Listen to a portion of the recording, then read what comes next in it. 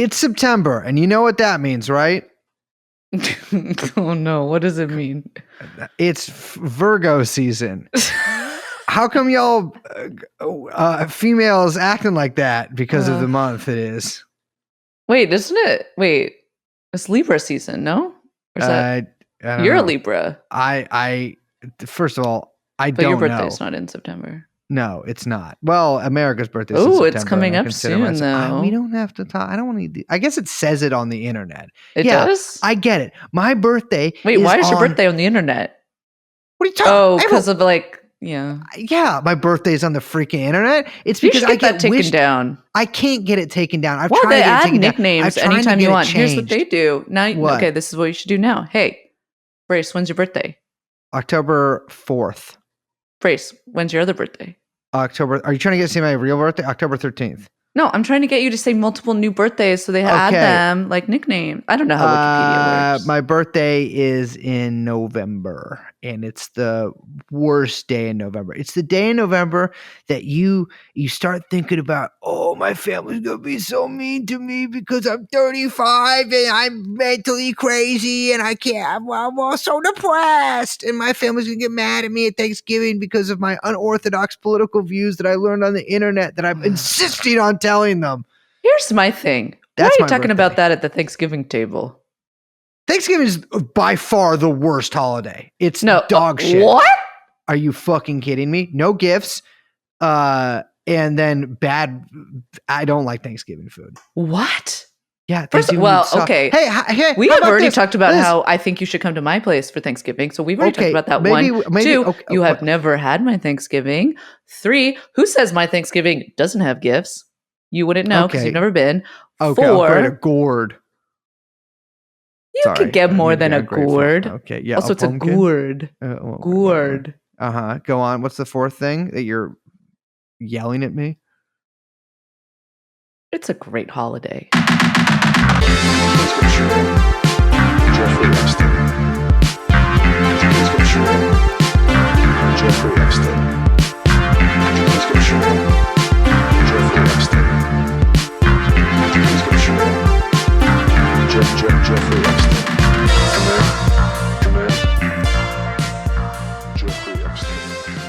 Ladies and gentlemen, we could not think of an intro for the Peter Dale Scott guest. Okay. We couldn't think of an intro for the Peter Dale Scott guest episode. So I guess we just talked about Thanksgiving. Oh my God. You know why? Okay. You know what? I'll tell him. You know why we talked about Thanksgiving? Why? Because we were talking about how in our first take, it was 9/11. And that's like a holiday, basically. Something like that. That's where it went. We went from A to B to C. I'm just mapping it out for people. The truth is, the red string on the board. Summer's over. Summer's over. It's 9/11. The long winter begins. Yeah. Welcome to My Name is Brace. I'm Liz. Producer is Young Chomsky, and this has been TrueAnon. Episode over. Ladies and gentlemen, we have been recording for, I know you can see the little number on the little right-hand side there next to the 15-second skip mark that you do whenever Liz starts yelling at me.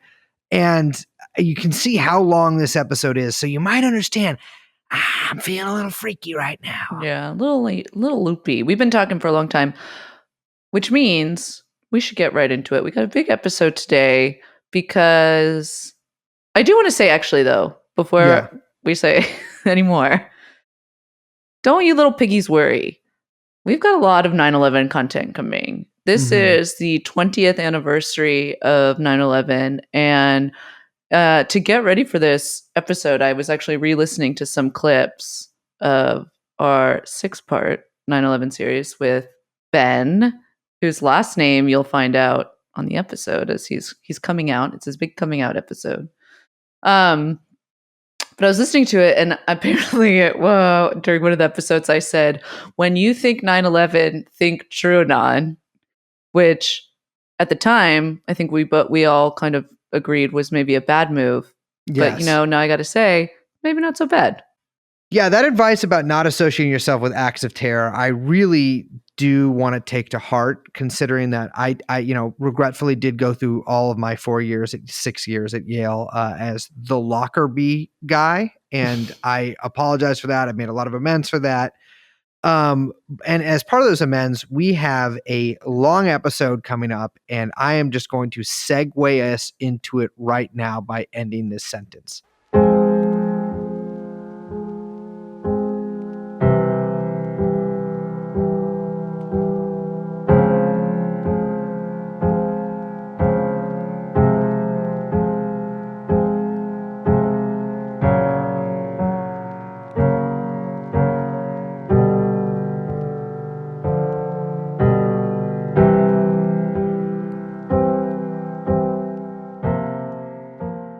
Ladies and gentlemen, it has been a long time coming. Another September has reared its ugly head from the swamps of history and is devouring us like we are rodents on the old seashore there.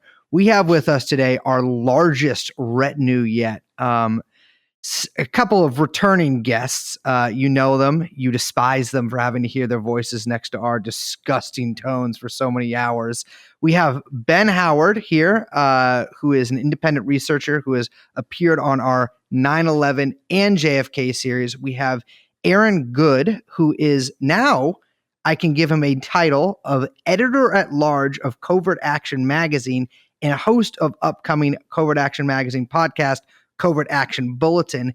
And I am honored to say we also have with us Professor Peter Dale Scott, the author of, I would say, dozens of books, I think is fair to say, but famously The Road to 9/11, Deep Politics and the Death of JFK, The War Conspiracy, numerous books of poetry. If you have listened to this podcast for any length of time, you know we have referenced his work numerous times and have absolutely incorporated his analysis into our own. And it is a pleasure to have him on the show. Welcome, everybody. Glad to be here. Great to be here. Well, we're so excited to have you three here also because next week is the 20th anniversary of 9/11, which is still feels very strange to say out loud. Mm-hmm.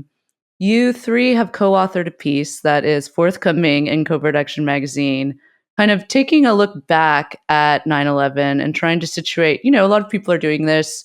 A lot of work is coming out now because of the anniversary, trying to, the legacy of 9/11, what, how has the world changed, what have you.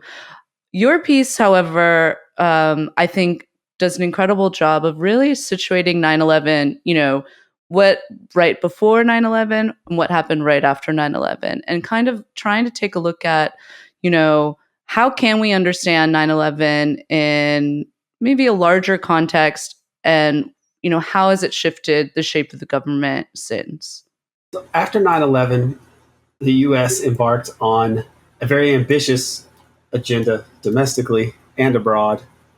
We're familiar now with a lot of the excesses of the police state, so to speak, in the United States in response to 9/11, like the Patriot Act and the National Defense Authorization Act, which years later gave the U.S. more powers. And basically, since 9/11, you've seen an erosion of civil liberties in the United States, and a whole lot of other violations that emerged from this related to the wars, such as the torture regime, so-called enhanced interrogation, extraordinary rendition, where they kidnap you and send you to, where to Turkey or something to be tortured, or all these other countries where they do allow torture, and warrantless wiretapping, massive amounts of things justified in response to 9/11, the creation of the Homeland Security Department, for example, and a whole lot of other actions taken by the state that really served to weaken civil liberties in America and constitutional protections from the state. And of course, internet and Americans got off easy because it was internationally that the worst consequences were felt by people, especially those two 9/11 wars. And so here, it's 20 years later. We've just been essentially kicked out of Afghanistan, and we are left to wonder what this anniversary really, what is the lasting significance of it. And so Covert Action Magazine gave us a platform to be able to try to talk about how we got to this point. And Peter was willing to help us with this. It was actually his second article that was a sequel to the other article that we did last December on the Massoud assassination, and it grew into this. And there was a lot of stuff in that original draft that we didn't put into the Massoud piece that dealt with Richard Blee and Cofer Black and the intelligence fiascos and scandals that were around this whole 9/11 event. And I knew that Ben had done a lot of research into that area more than me, that he knew this stuff better than me. He'd read Kevin Fenton's book, and he did that whole 6-part series with you all. And so I had the idea that Ben could join up with us to help us create a more powerful article. And I'm really glad that I did, because I think that we put out a very good, it's a long 3-part article, but I don't think there's any filler in it. I think that it covers the use of Islamists in the U.S. and really even a little bit of the British Empire, going back to the earlier parts of the 20th century, up to 9/11. And I'll probably in the conclusion mention how we've kind of gone back to using these guys again, these Islamists, and the outcome here, with lots of input from Peter, has been something that I'm really heartened by and happy to be releasing there, just as I'm starting on at Covert Action Magazine, which is has a long and storied history. So this article really is one that I hope gets some circulation and gets people thinking about not just the day of 9/11 and the bigger issues of unsolved matters related to 9/11, but the significance of it and what it says about the system that we live under. Yeah, I just want to add to Aaron's list of what happened after 9/11, which should remind us that I think no other single event, not even the assassination of President Kennedy, no other single event has made such a revolutionary change in the government of this country. First of all, as Aaron mentioned, the Department of Homeland Security, which, among all the other beneficial things that it does, is given, in effect, a private army to the president, when Trump was quite willing to use when he intervened, for example, at Portland and tried to take the management of affairs away from local enforcement. He drummed up something like 60,000 troops out of the Border Patrol. It's the various aspects of Homeland Security. That is a major change in this country. But equally important is the creation of a military command for North America. Now, that sounds very abstract to most people who don't see it because it's so far above their heads. But historically, the mission of the Pentagon has been to protect America against external enemies. We've had the Insurrection Act, and we've had occasional interventions when things get out of control. But now, as a regular, ongoing situation, the military is overlooking what happens in America in the same way that it overlooks what happens in South America.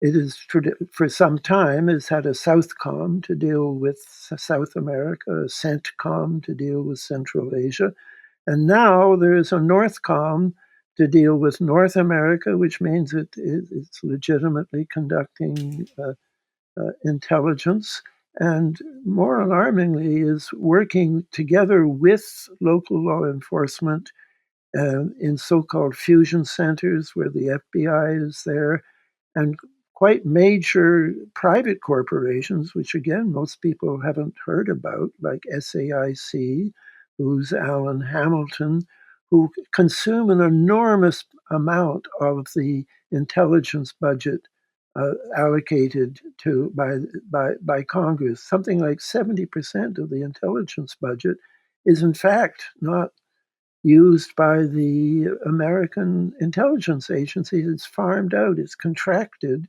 to these huge private contractors, of which the two biggest are SAIC, Booz Allen Hamilton, and there's a third one which is just in the news recently, CACI, which has been faulted for first of all, making huge profits out of the Afghan war, and then secondly, vigorously campaigning against the idea of pulling out of Afghanistan. They have a very visible conflict of interest, and all of this we can trace back to 9/11. I'll say for my own part, I think Aaron and Professor Scott covered a lot of the details really well. But for me, what I am most interested in is the expansion. The U.S. has long been involved in West Asia, and Central Asia, but it essentially provided a blank check for both covert and overt military involvement in the region, beyond just the direct 9/11 wars, Afghanistan and Iraq, but those provided a foundation for involvement in Syria, in Libya, really the entire region, and of course the fact that there was a forward presence now of a large number of American soldiers, which hadn't existed prior to that to such a degree. It significantly affected the internal politics of the region. And it's just now starting to change where some of these regional alliances, which you would expect, normal geopolitics is countries dealing with other countries in their region. And the U.S. was really able to mess with that for the past 20 years by propping up their client states in the Gulf and in other places in West Asia and Central Asia with a huge number of American soldiers and a huge number of covert operators as well. So the effects are still felt today. I mean, even Biden's speech announcing that the war in Afghanistan is over, he sort of implied that the U.S. has unlimited freedom to strike against this ISIS Khorasan group, and that's essentially an open-ended thing that was initiated by 9/11 and does not seem like it's going to stop anytime soon. So the effect on that region has been pretty devastating. And even with the supposed end of the war in Iraq and Afghanistan, it does not seem it's starting to turn just a little bit, but it's been 20 years of serious problems for that region because of the American involvement. Yeah, something we talked about with you in our 9/11 series is the fact that you can trace a lot of this back not just to Operation Cyclone, but to all the other things surrounding Operation Cyclone. I think you guys do a really good job in your article of talking about how the affairs in the Balkans and in Baku are also connected to this, and it just, I think, to me, it's been so sort of astounding to see that as the war draws to a close and kind of everybody comes out for not their final bout, but a bow, or just for a little spot in the media. I mean, you have so many of these same characters. Whenever Gulbuddin gets in front of the cameras, it always sort of makes you chuckle because this guy has been around for, I mean, Christ, decades and decades and decades, sort of always at the center of this stuff. But then you even have, what's going on in Panjshir right now, and the junior Masood. I mean, it's we can talk about the overt involvement in Afghanistan being like a 20-year affair, which it was. I mean, depending on if you want to call like massive shipments of arms in the 80s. We could say the occupation. The occupation. There we go. Yes, the puppet government. But it's really inextricable from so much of the U.S.'s foreign policy, not just in Central Asia, but in the East in general. Starting since basically the 70s. Yeah, in your piece, and Ben, you just mentioned you called the occupation in Afghanistan and Iraq the 9/11 wars, which I had never actually heard them put together in that way, but I think is kind of a great way for then trying to understand, well, okay, so we understand that these were the two major foreign policy excursions that came out of 9/11, but also they were in the works for a long time. As Brace, you were saying, like the our involvement in Central Asia, of course, and in the Middle East goes back decades and decades, but also like quite literally the really specific planning for these for this involvement also goes back decades and decades. We have Wesley Clark, who is in the Pentagon back in the George H.W. Bush administration back around 1990. You heard people saying that they had plans to for invasion of Afghanistan, Iraq, and then he added also Libya and Syria. So that was back in 1990. So I don't want to downplay the importance of 9/11 because that's where things began implemented. And it was very clear that on that weekend when they were talking about what to do in response to the towers going down, they talked about both Afghanistan and Iraq and agreed that it would be better, I think largely for public relations purposes, to downplay Iraq for the time being. But that didn't mean that they weren't equally committing themselves to do both. And this national security directive that was discussed the day before 9/11, it's NSDP 9, not finally released, I think, until October of 2001. But it was drafted. We've never seen it, but it's very clear that this secret directive it authorized the planning for Iraq as at the same time as it authorized the invasion of Afghanistan. I'll add that we briefly touched on, or actually, I feel like we maybe went into some detail about the anthrax attacks in the 6-part series that we did, and there were attempts to tie that. Graham McQueen calls it in his book the double perpetrator hypothesis, that Al Qaeda had done the anthrax attacks with Iraqi anthrax, which of course was not true at all. In fact, the anthrax came from an American source, which we still don't know what that source was. But I think there were attempts to tie Iraq much more closely to the 9/11 attacks. It seems like there were attempts to tie, for example, Muhammad Atta specifically to the 9/11 to the anthrax attacks, with this allegation that he went to try to get a crop duster and things like this. So I think there definitely were attempts to, or there were some people who were trying to make this connection between Iraq and between 9/11. And obviously they did do that to a greater or lesser extent. I mean, there was a lot of fabricated intelligence about supposed meetings between Iraqi intelligence officials and some of the 9/11 hijackers, the alleged hijackers. So as Professor Scott says, they ended up having to put it on the back burner. But I think there were definitely people pushing for it to happen earlier than it did. It just didn't quite pan out that way, but they did get what they wanted in the end. I mean, that was something we heard a lot in the aftermath of 9/11, and you still hear deployed today whenever official enemies of the U.S. are being talked about is the word safe haven. They were talking about how Iraq was a safe haven for Al-Qaeda, and then it became Iran was a safe haven for Al-Qaeda, and then you can see like Venezuela is a safe haven for Hezbollah too. And a little word of advice to TrueAnon listeners: you ever hear the word safe haven? Someone's trying to bullshit you on something. Because that is so often how that's deployed. I think the most obvious safe haven now, which is a safe haven, is Idlib in Syria, where the Islamic State is, enjoying some sanctuary thanks to the U.S. occupation, which is very strange, right? I mean, but so is the fact that the U.S. killed the most effective opponent of ISIS, just assassinated him, Soleimani, recently. That's why in the piece I wanted to, not that people necessarily wanted a 100-year history lesson or something, but I wanted to mention the long history of the West in terms of cultivating the most fanatical Islamist elements in the world. It goes back to the British Empire. The British created the Muslim Brotherhood. It was founded thanks to a grant from the Suez Canal Company, which of course, a pillar of the British Empire. And it was for the express purpose of combating nationalist forces that were emerging and socialists, eventually also.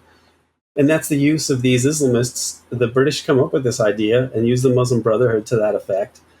And they back the Saudis also. As soon as oil becomes this enormous factor in international power politics. And once the U.S. takes over the role of the global hegemon of the capitalist system after World War II, then the Muslim Brotherhood gets support from, that continues to get support from the Saudis and the U.S. The U.S. and the Saudis are intertwined. And the main leader of the Muslim Brotherhood, Saeed Ramadan in the 1950s, when the CIA and MI6 are trying to kill Nasser in Egypt, they're supporting the Muslim Brotherhood. The Muslim Brotherhood is carrying out assassination attempts with help from the Brits and the Americans against Nasser. And this, the Middle East would not be the way that it is, I believe, were it not for the U.S. backing and the British before that, the backing of these elements. You can find video footage of Nasser talking about, laughing at the idea of requiring the hijab, for example. And Nasser had the hearts and minds of many people in the Middle East, and probably some version of Pan-Arabism would likely have won the day were it not for the backing of the Brits and the U.S. and people like Mossadegh. These were the popular leaders, and they were not Muslim fundamentalists. They were. The U.S. strengthened these elements and the Brits before that. All throughout the Cold War. In the 1970s, people are talking about a 40-year thing, but I think 1972 in Afghanistan is when we start to see CIA getting involved supporting Islamists. And so I wanted to mention that also. But I'd just like to add another chapter of that would be in the mid-60s, I think 1966, when the Saudis, with finance from Aramco, which was still largely an American firm, it had not been nationalized yet, funded the creation of the World Muslim League, which was an annual meeting of terrorists. The Muslim Brotherhood, is a bit like the Democratic Party. It has all kinds of people in it, not all of them terrorists by any means. But the World Muslim League was a much more pure example. It was Al-Qaeda types. And the WML and they also had a youth section. And when I Googled for all these Al-Qaeda types who were causing trouble in the Philippines, and let's not forget in Burma, what Burma's doing is terrible, but it was in response to the WML having organized the Rohingya to become more active, so that Saudi Arabia was pushing itself very, very much so into Indonesia, which historically had been a moderate Indonesian country, but they're now combating very well-funded people. All of this is the World Muslim League, and that was with the help of Aramco, which was still largely an American company at that time. Yeah, and you mentioned Gulbuddin Hekmatyar, and I think he came up in our Deep State 101 episode too, because he's probably he's coming up. He comes up in almost every episode we do, to be honest. Yeah, I found a nice photograph of him at Getty Images of him sitting. It looks like he's in the White House or something. But I don't think he was, but he was sitting in I believe in either at some place in Kabul that was more developed or wherever. But he's sitting there enjoying a 7-Up, and this was back in the 80s, and it's a great photo of the fellow. Sounds very iconic, to be honest. It really is. And he was in Kabul in 1972, around the time that the Asia Foundation, the CIA cutout, starts funding Islamists in Afghanistan. Like something, for whatever reason, perhaps as a result of the breakdown of Bretton Woods and some recognition that oil perhaps was going to be more crucial in maintaining U.S. hegemony, that they expand operations in the 70s, not beyond just the what we think of as the Middle East, Iran, the Persian Gulf countries, and so on, but into Central Asia, into Afghanistan, which had been left largely alone. It used to be like a hippie haven a long time ago, like a place that you could go and smoke a lot of hashish and take the highway there and go from Istanbul, I guess, into Kabul. Before things go really bad. 1972 is also the year that that institute at the University of Nebraska was set up. The same institute that worked with the CIA later to create all those jihadi textbooks that the Afghan Mujahideen used, and that the Taliban still use today, even though they removed the pictures of humans. Because Can you explain about the textbooks a little bit for our listeners who might not know what those are? So when the U.S. decided that they were going to rely on Islamist fundamentalists to strike a blow against the Soviet Union, they wanted to deploy all of their clandestine arts to really shoring up support for this among the population there. And so they paid a whole lot of money to this center at the University of Nebraska Omaha, known as the Center for Afghanistan Studies, the one that was founded in 1972. And there's still a website up for it today where they actually boast about the great things they've done. They say, we never knew when we set this up that it would give us the experience to do all these things around the world. At the time that this was founded, this institute, Afghanistan was a peaceful country. There was no war and the future looked bright. No one could foresee the history-making events that Afghans and Nebraskans would share.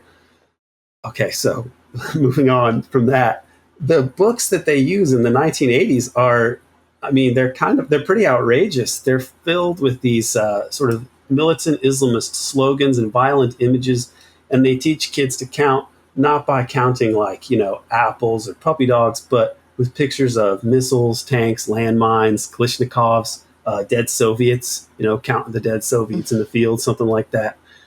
And all these statements about the mujahideen who are going to have to obey Allah and willingly sacrifice their lives in order to impose Sharia law.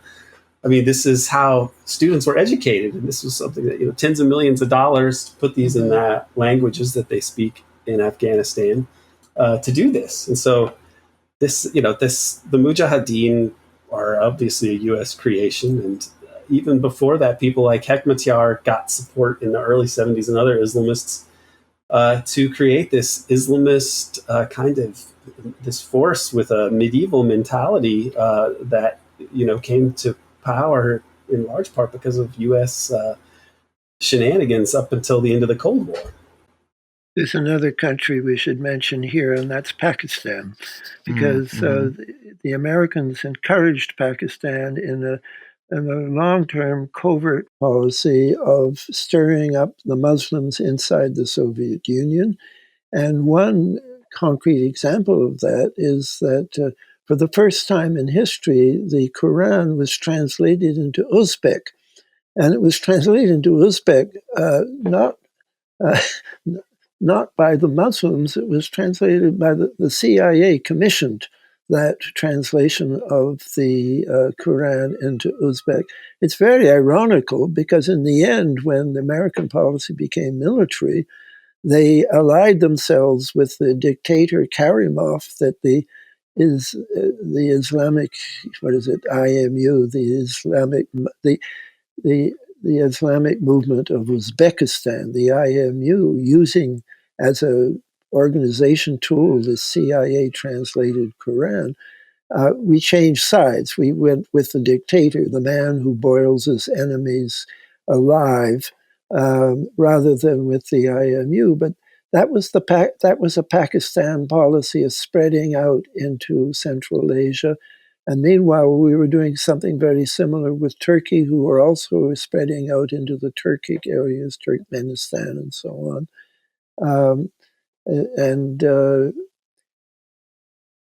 It just appalls me that America is a smart country. How did it end up delegating this kind of capacity to wage really deleterious foreign policies to people who couldn't think beyond the end of their nose, who didn't see where this was all going to end up? Because it was very obvious from the beginning of the war in Afghanistan that this is how the war was going to end, just like the war in Vietnam. But of course, it was very profitable in between. And so the fact that it's a disastrous policy doesn't deter the people who are profiting from it.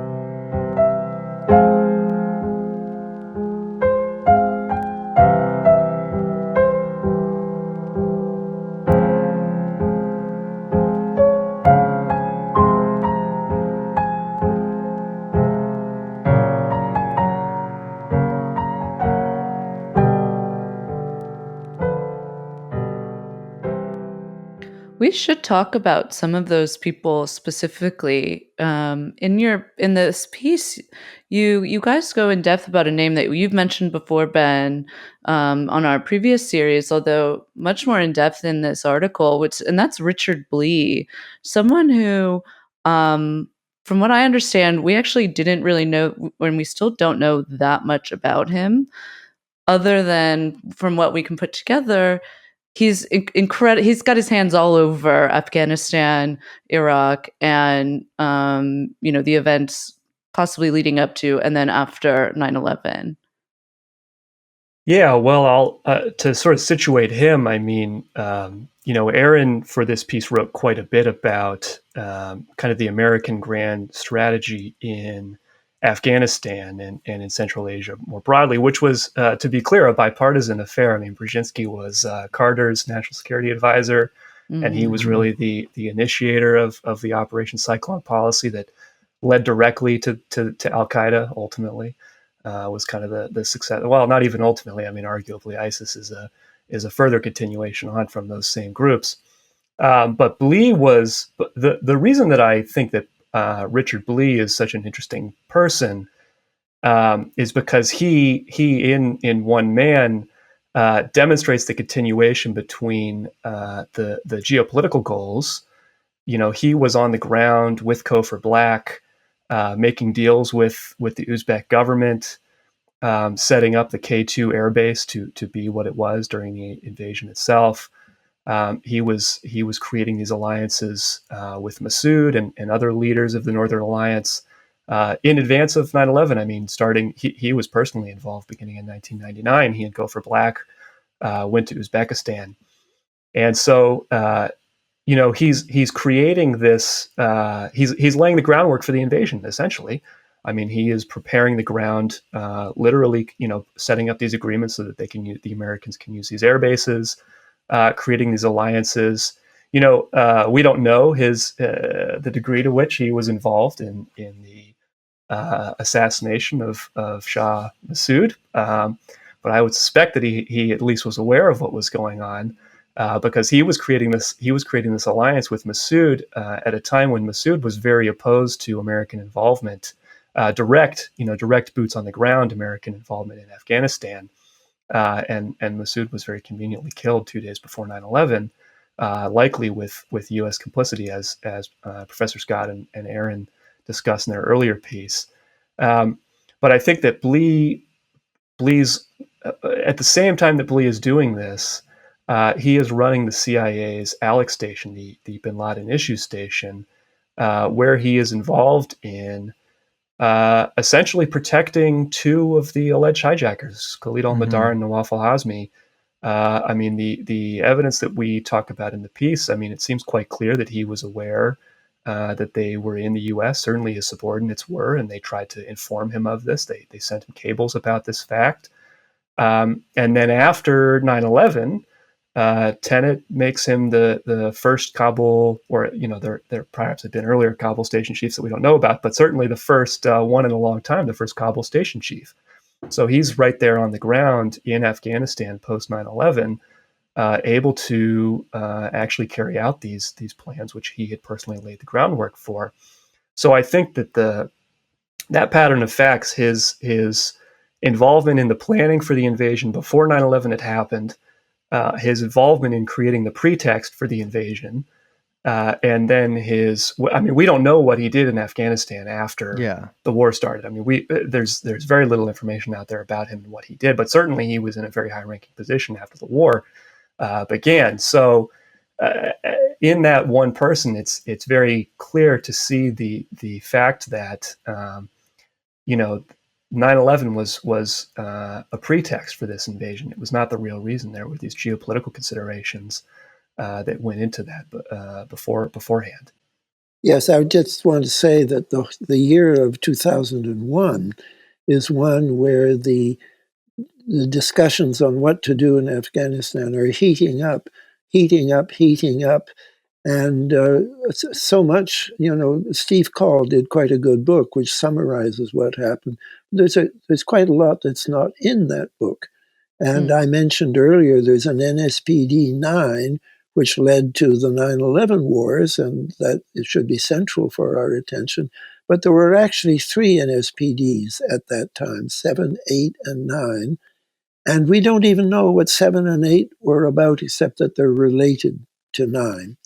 Yeah. And it's a symptom of just how little congressional oversight there is now of what's happening, that, there was a 9/11 commission, and predictably, very much like the Warren Commission after the Kennedy assassination, it was essentially a cover-up.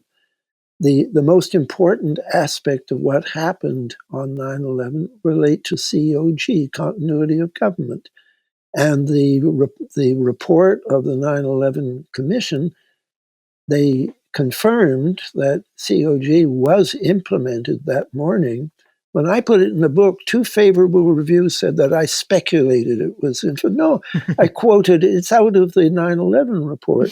But then in a footnote, they say that because this is all very secret, the commission never saw it.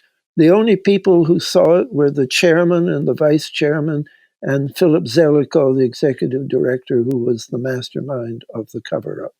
So we're a country, and if you just carry it on a bit further down to 2007, when they created a state of emergency. I sound like a scratch record here. I say this over and over, but it's very important that 2 states of emergency were also created right after 9/11, and from a reform after Watergate, a state of emergency has to be renewed every year. It also has to be approved by Congress. It's never been approved by Congress, but it has been renewed every year, and I'll make a confident prediction that within a month it will have been approved for another year by President Biden, just like Obama before him.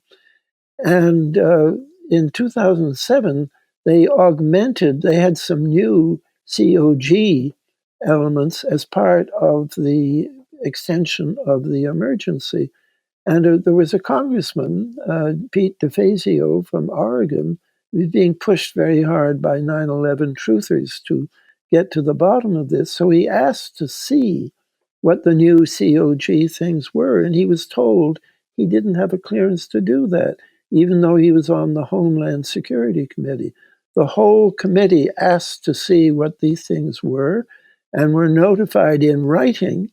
Well, they requested in writing, and they were notified they had no right to see it. Now, COG has been characterized as suspension of the Constitution. So we have a situation where a document or series of documents suspending the Constitution cannot be reviewed by the relevant committee in the House of Representatives. And that's why I'm like a scratched record about saying we've got to terminate this state of emergency. Professor Scott, could you explain just briefly, if you'd like, what you mean by continuity of government, COG, here, just for some of our listeners? Yes, well, I'm going to do that in part 3 of the article. Very briefly, since World War II, particularly since the Korean War and a state of emergency then, there has been contingency planning for what would happen if America was attacked by a nuclear weapon and was decapitated. And particularly after Sputnik,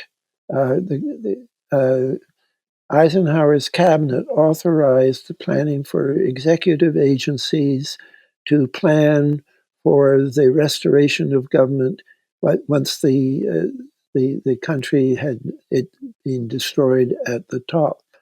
And one of the things that they did was to, so in a general way, COG, continuity of government, refers, that was not the phrase used then, but we can apply it backwards to all of this planning to make sure that government continued.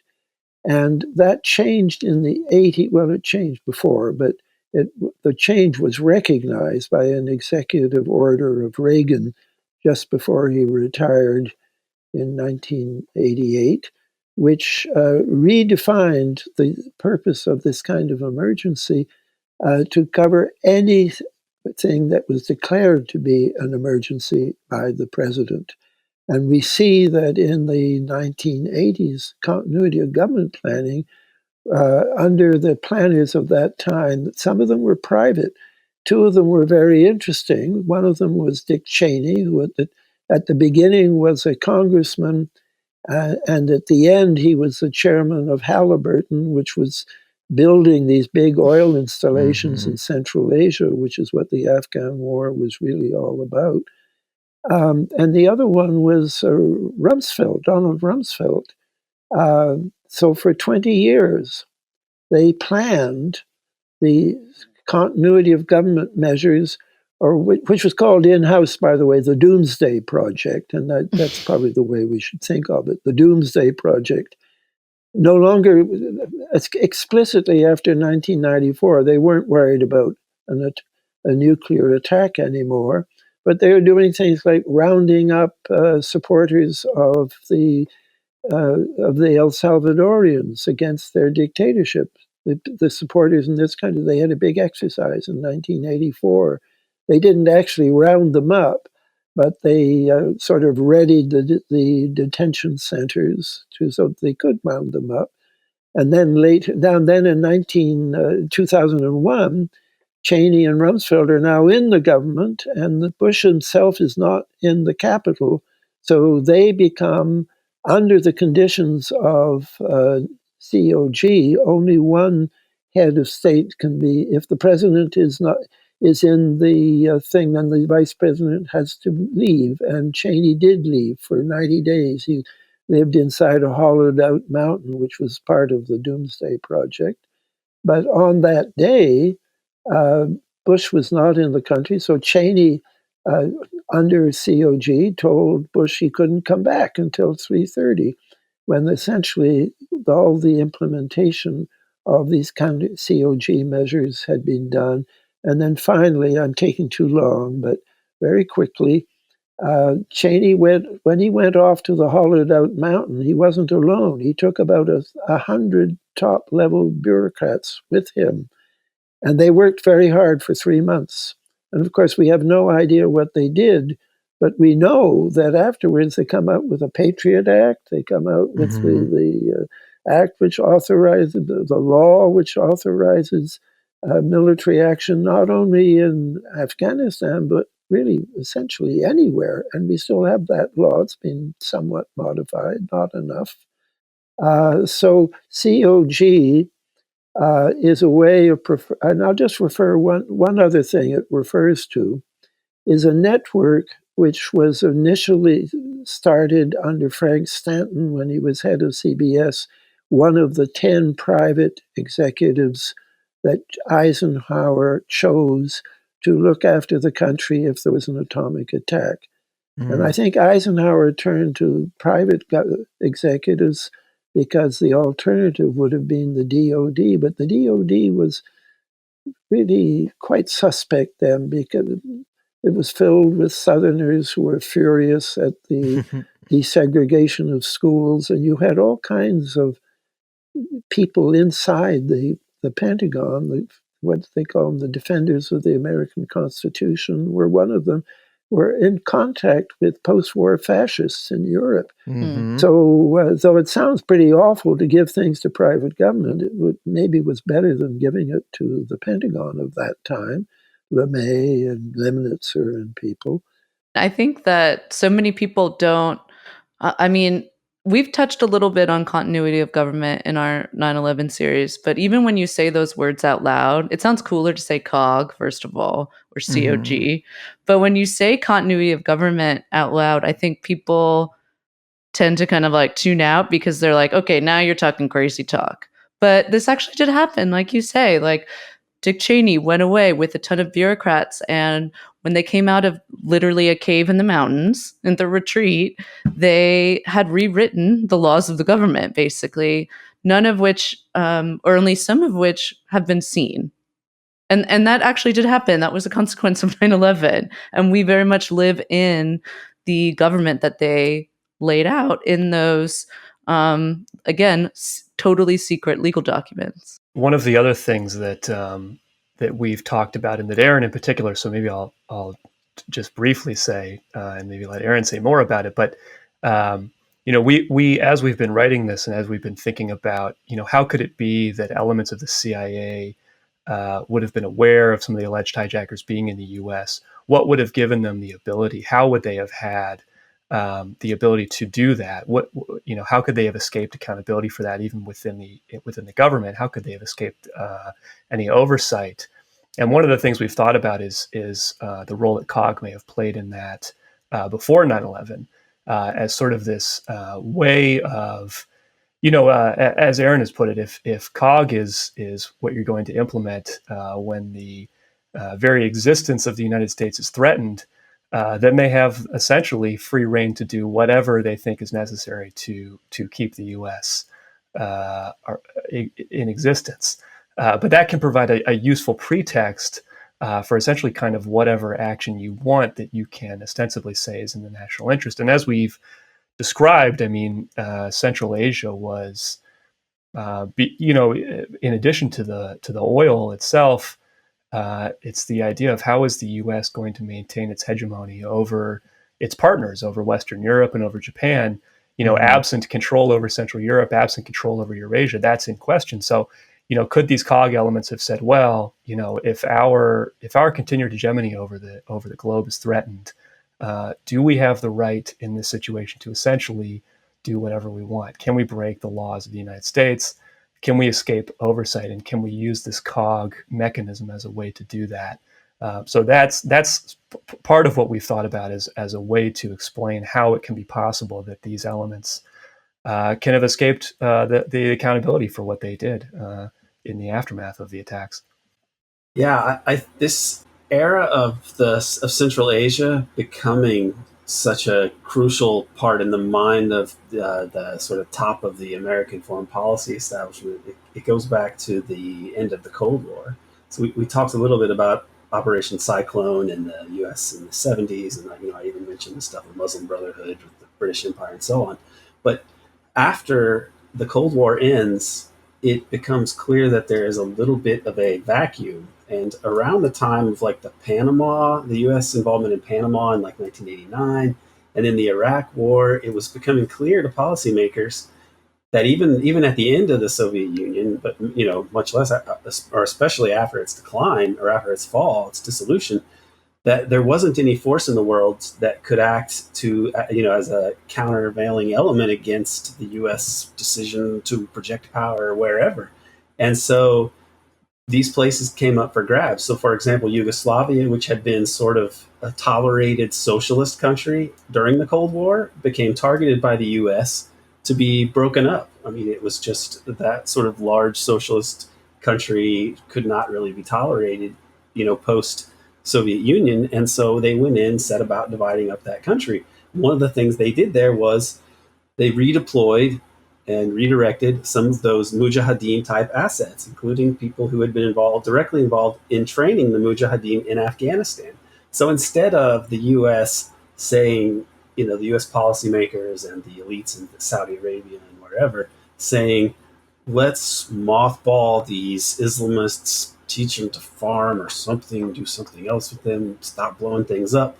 They just redeploy them as pawns in U.S. foreign policy to further U.S. hegemony. So they're used in Bosnia, trained by Americans in the earlier parts of the 90s under Clinton, with help from the Saudis. It's sort of a joint, just like the Mujahideen effort was, just like Iran-Contra was. Iran-Contra also involved using... Some of them trained in the New York area. Yes, some were trained in New York after the Cold War ends.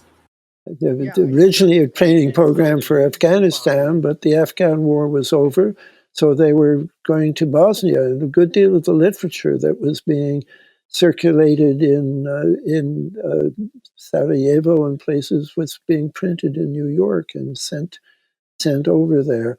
And then 4 years later, most people don't remember Kosovo, but the same thing happened. It's happened in Bosnia. First of all, these Mujahideen go in with support from the CIA. This was attested to by a Dutchman who happened to be there, who filed a very long report about it. And then the U.S. Army has an enemy, so that the U.S. Army goes in to deal with the people that are there because of the CIA. And this is very worth mentioning now, because I don't know whether this is true or not, but now we have the ISIS Khorasan, who are obviously a presence to deal with. They accelerated the U.S. departure, but the Taliban did not do. The ISIS-K did. So we'd have a new target to fight with in Afghanistan now that the Taliban are no longer our target, and Biden has already announced that we will come and get you. And there have been charges for some time from both Iran and Russia reporting that people on the ground have seen helicopters flying into the areas. They're mostly in the northern part where the old Northern Alliance of Massoud used to be. There is now a sizable contingent of ISIS-K, and a very good journalist, Pepe Escobar, who's a Brazilian, says that there was a lot of them came from Idlib in Syria at a time that America was in charge there, and was very glad to see these Mujahideen leave the area that they were trying to control there. And there was what was called the Daesh airline that was ferrying them from Idlib in Syria to northern Afghanistan. As I say, I don't know if this is true, but I think we should be very keen to find out the facts about this and not just sit back and watch Joe Biden go to war against ISIS-K. Yeah, I think in terms of ISIS-K, I know that your reports you're talking about, and they happen both in, like you're saying, in Syria and in Afghanistan, where people said that they had seen, these sort of airlifts happen. I believe the one was actually in Raqqa, not in Idlib, or maybe Deir ez-Zor. I don't think it was in Idlib, but in Afghanistan, I mean, that has been the reports of, I think, 60 like top ISIS-K leaders or whatever taken by the U.S. and it's ISIS-K in Afghanistan has been a really sort of odd thing to watch over the past few years, because there was all these sort of alarmist news reports about how the U.S. had provided air support to the Taliban during one of the Taliban's battles with ISIS-K. It was sort of like this. There was like a series of sort of like shock reports that came out about it, which actually I don't think really caught on among the general public, because people I don't think really care about ISIS anymore. But it's funny too. I mean, even the name ISIS Khorasan, obviously it refers to a region there. But what it implies is, because Khorasan, most of Khorasan is in Iran, so that if you're fighting ISIS-K, you may find yourself fighting in Iran.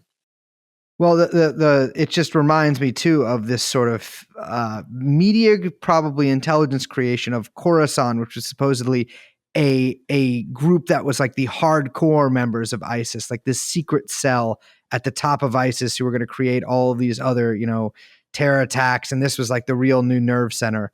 And there was all these sort of reporting about them, I think like maybe like around 5 years ago. And it turns out to absolutely be totally unsubstantiated. There is, as far as we know, zero proof of a group called Khorasan that is within ISIS as opposed to ISIS Khorasan. But yeah, I mean, it's back to the article a little bit. There was one character that really stood out, and I knew about this guy, but I never really like dug into him. And that's, I believe, Ben, in one of your sections about Ali Muhammad, who went from, I think, is a really good not cipher, but he's emblematic of U.S. foreign policy in a way. The guy goes from being involved in the assassination of Anwar Sadat, who, for all of his manifold problems, no, not a great guy. Much like Nasser was under attack by Islamists for basically his entire rule. And then, I mean, I'll kind of let you talk about this guy, but I think he is really like kind of key to almost like he goes from each part of the U.S.'s foreign policy just like so smoothly. Yeah, he's a real connecting line. And I became aware of him from Professor Scott's work, reading about him in The Road to 9/11 and several of the articles that he had written. And I think that, he when I became very interested in this when I was very young, somebody gave me the Boondocks anthology comic series Mm-hmm. when I turned 13. And one of the comics in there, Aaron Magruder, great props to him.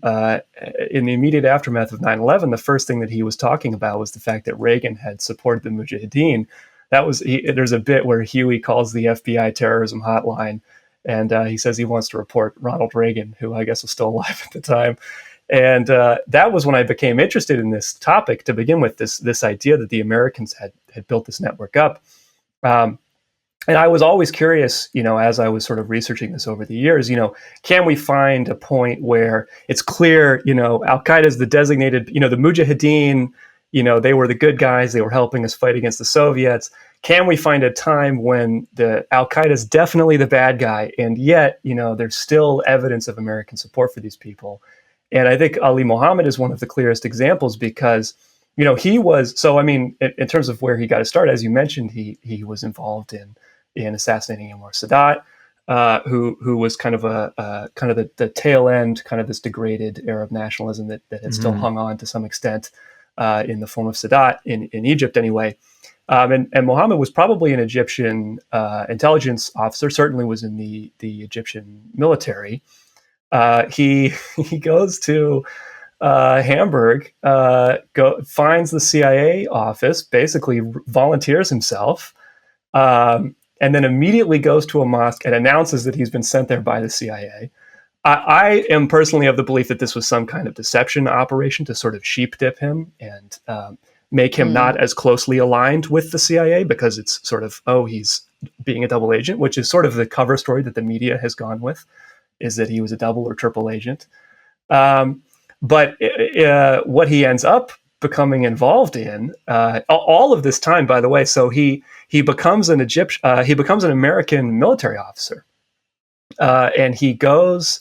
He was a supply sergeant at the ironically named JFK School for Special Warfare in Fort Bragg, North Carolina. And there was quite a bit of pretty decent reporting about Ali Mohammed in the aftermath of 9/11 from some reporters in North Carolina, just because they were able to get in touch with people who knew him at Fort Bragg. And, he would brag to he would get leave to go to Afghanistan and fight and train people in Afghanistan, Mujahideen fighters. This was during the 80s, the late 80s. And he would bring back war trophies, and he essentially was kind of parading them around. But during this time, he was going to New York City, and he was involved in Omar Abdel Rahman's cell, that Al Qaeda cell, previously had been known as Maktab al-Khidmat, but became Al Qaeda in Brooklyn, in New York.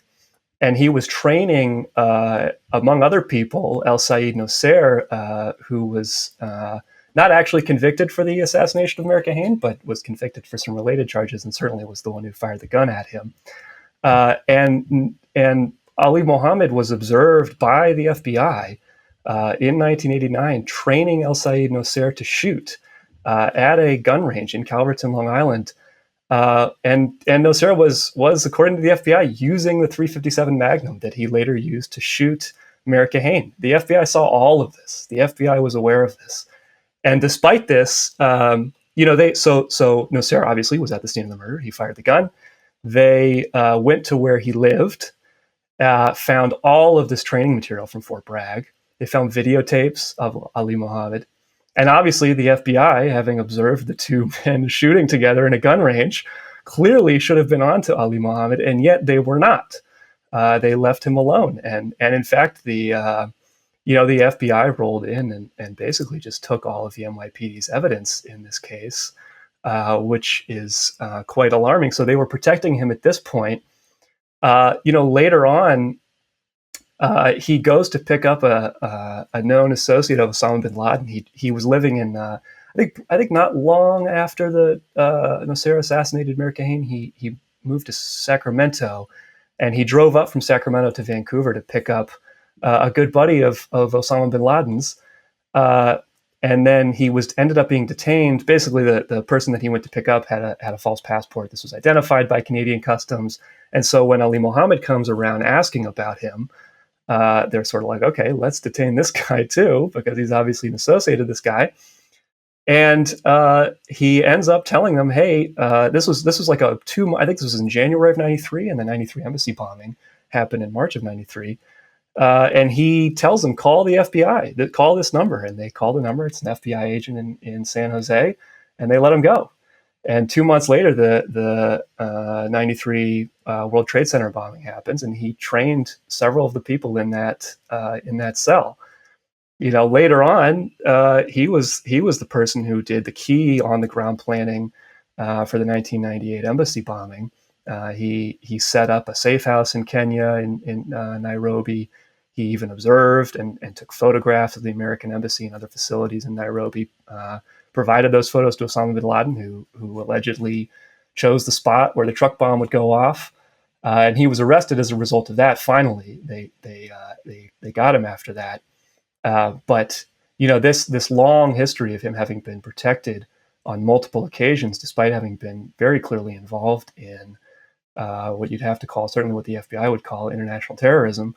It's very alarming. And given his earlier status in the U.S. military, his status as a likely CIA agent of some kind, it's very concerning, and it's illustrative of that very direct connection between the 1980s Mujahideen. I mean, lots and lots of people, mainstream writers about this, try to put a hard dividing line where they were our friends and then they weren't our friends. But I think Ali Mohammed is a good example of, this is a guy who's training people to go fight in Afghanistan, part of this Operation Cyclone mission very clearly. And then he's involved in this cell, which we mentioned. The Brooklyn cell was one of the key areas that was supporting these groups that were going to Bosnia. And he was very directly involved in that. So it's a case that I think has not been fully explained the best, that writers who don't want to fully get into issues of American state complicity with this kind of thing, they'll talk about him as a double or triple agent. But I don't think he was playing anyone. He may have been playing the FBI, but I think there were certainly people who knew what he was up to and endorsed it, and they provided for his protection because he was very useful to them. Well, I think too, his current location, which by the way is unknown and has been unknown for something like 2 decades. He's been awaiting sentencing, but part of his arrangement, I've read in a couple of places, is assisting the U.S. government. Separate trial, and we don't know what the result was. Exactly. Yeah, we don't know. We don't know where he is, and that is.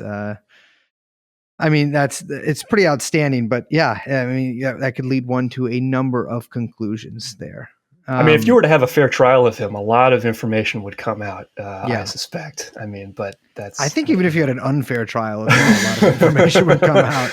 Yeah, man, I would love to get documents on him. That's for sure.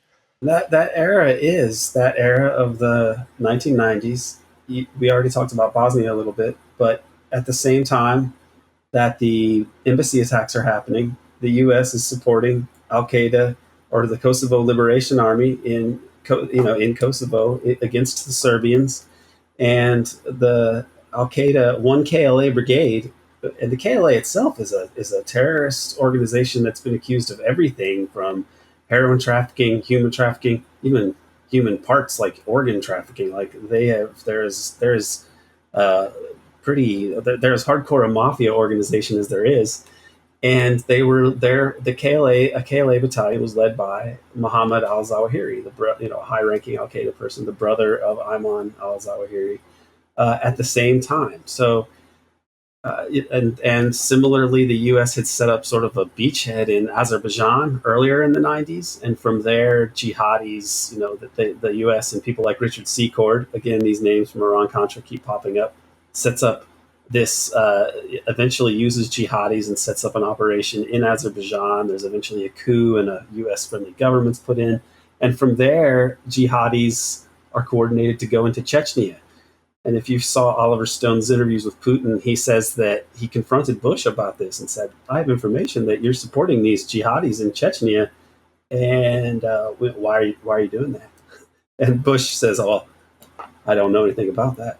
I think Bush may have been telling the truth, but the point is that this stuff was ongoing, and Peter has this book, Drugs, Oil, and War, right? Which Dan Ellsberg blurbed and said it makes other books on the subject seem like government propaganda written for children, which is a great blurb.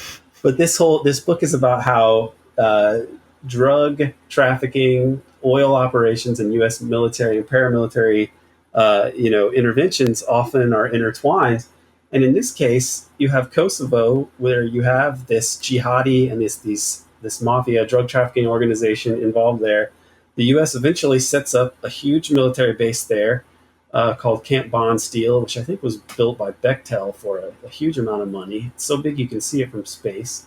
And it's also along the route of a planned pipeline, which may have been already completed, the AMBO pipeline, which went from Azerbaijan to Albania, basically, right?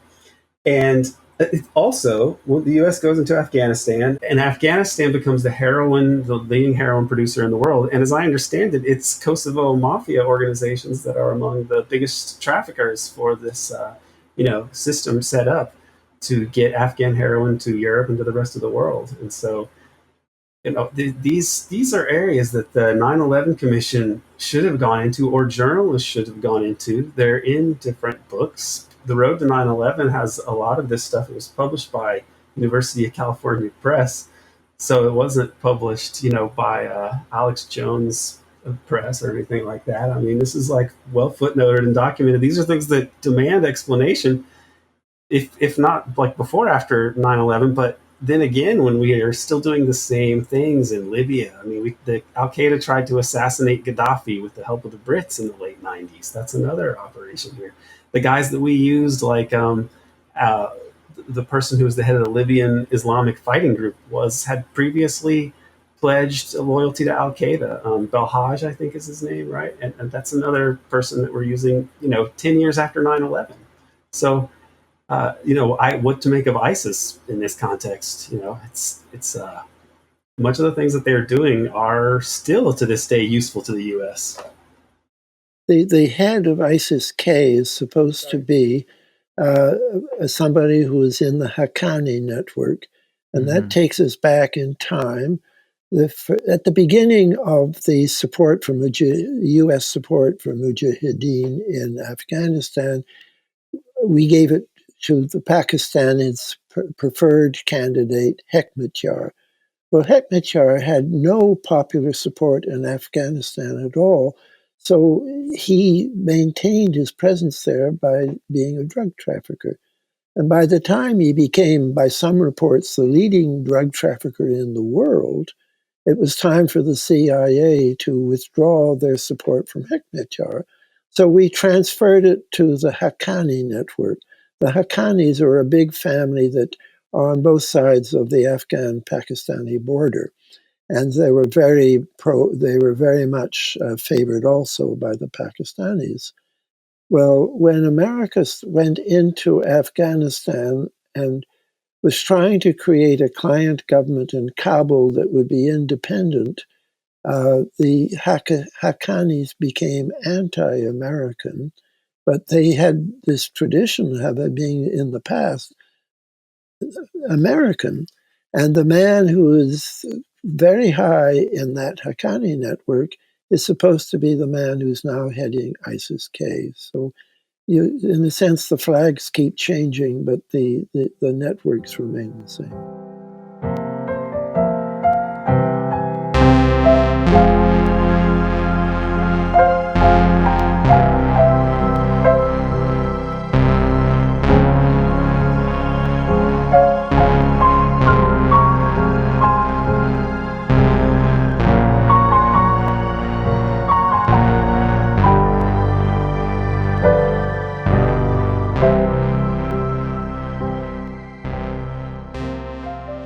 Well, Peter, you've done a lot of work around, precisely what we're talking about,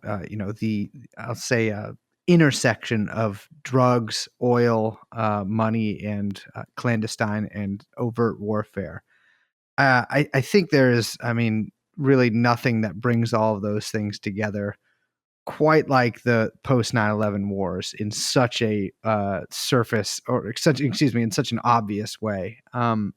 I think a lot of your analysis has been really, really valuable along these lines, and this is part of your, I believe, conception of what the deep state is, or at least a section of the deep state. This sort of like the criminal aspect of it. And could you talk a little more about like what the deep state did to bring us into Afghanistan, and like what they gained from these sort of things?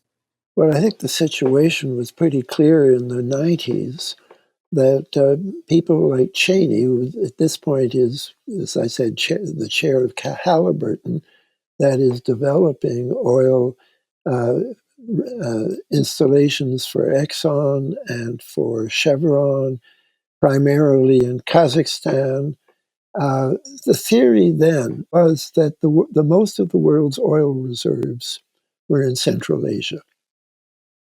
And Brzezinski, who has a connection to COG that I won't develop at length here, but he and a man called Samuel Huntington, when they created FEMA for Carter, the Federal Emergency Management Association, Huntington joined the board of the advisors to FEMA and was there, I think, until he died in 2008. And Brzezinski, not the overt connection after he left the Carter administration, but he became an advisor for the Bush administration, even though he was a Democrat.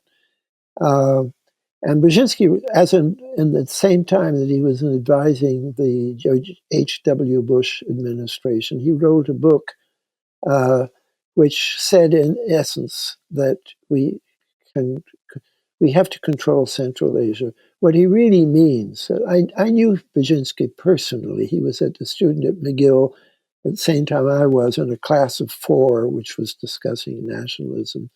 And Brzezinski's agenda has always been the liberation of Poland, and it was then. It was why he was willing to boast about having supported the creation of Al Qaeda. He said, "What's more important, the liberation of Eastern Europe or a few angry Muslims?" He said this, and the year he said it was 1998, which was 3 years before we were going to find that the question of a few angry Muslims was going to be pretty important for America. But he wasn't alone. There was also something called PNAC, the Project for a New American Century. And again, I'm sounding like a scratch record for saying this, but they wrote this document in which they said, we need a forward strategy for America in Central Asia. We need a lot of changes to be better equipped to deal with the rest of the world. And then they had a sentence which was, we're not likely to get this absent, maybe you can quote it better than me, absent some major event like a new, I was going to say 9/11, no, a new Pearl Harbor. And people were talking this way. Brzezinski said something very similar in his own book. And it's true. I mean, what they were saying is we would not have been going to the state of America that we're in now if there had not been an event comparable in size to Pearl Harbor. So the question arises is who is responsible for that event? And without answering that question, I'm just going to say that there were Arabs undoubtedly who were training to fly airliners in America, to fly 747s. They say of Moussaoui that he was very interested in learning how to fly them, but never once asked a question on how to land them. But I don't think for a second that those Arabs ever thought of flying them into a skyscraper. They didn't begin to have that kind of capacity. Many of them, at least one of the people who's supposed to be a pilot in 9/11, he couldn't even handle a 2-seater. So the idea of his handling a 747 is ridiculous. That conspiracy would have involved maybe hijacking a plane to take prisoners to be ransomed, or maybe simply because we were escalating by then, to fly it into the ground as a kind of,